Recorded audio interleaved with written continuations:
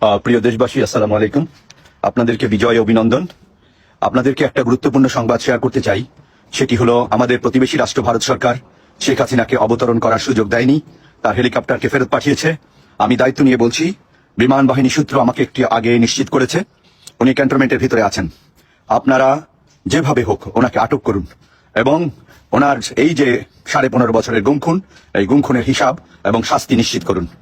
আপনারা যে যেখানে আছেন, আপনারা এই আমার ভিডিওটি ছড়িয়ে দিন, আমার এই ভয়েসটি ছড়িয়ে দিন, যাতে ছাত্র জনতা সবাই জানতে পারে যে খুনি হাসিনাকে ভারত ফেরত পাঠিয়েছে। খুনি হাসিনা ভারতে অবতরণ করতে পারেনি, তার হেলিকপ্টারকে অবতরণ করতে দেওয়া হয়নি, সে এখন ক্যান্টনমেন্টে আছে।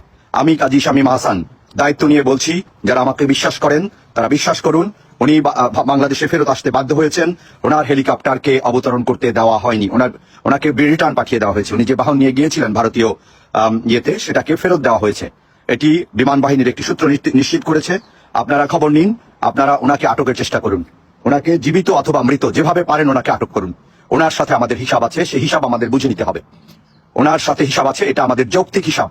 এই হিসাবকে এড়ানোর কোনো সুযোগ নেই, কোনো ছাত্র জনতার সুযোগ নেই। আপনারা ওনাকে আটকের ব্যাপারে সবাই মিলে চেষ্টা করুন। সেনাবাহিনী, নৌবাহিনী, বিমান বাহিনীর ভাইদের বলছি, একজন খুনিকে এভাবে ছেড়ে দেওয়া কোনো বিশ্বস্ততার পরিচয় নয়। আপনারা যদি সত্যিকারে বিশ্বস্ত হয়ে থাকেন, খুনি হাসিনা এবং হাসিনার সকল সহযোগীকে গ্রেপ্তার করুন। তাতে আমরা বুঝবো যে আপনারা সত্যি সত্যি জনগণের পক্ষে কাজ করছেন। ধন্যবাদ। আমার এই ভিডিওটি আপনারা শেয়ার করুন।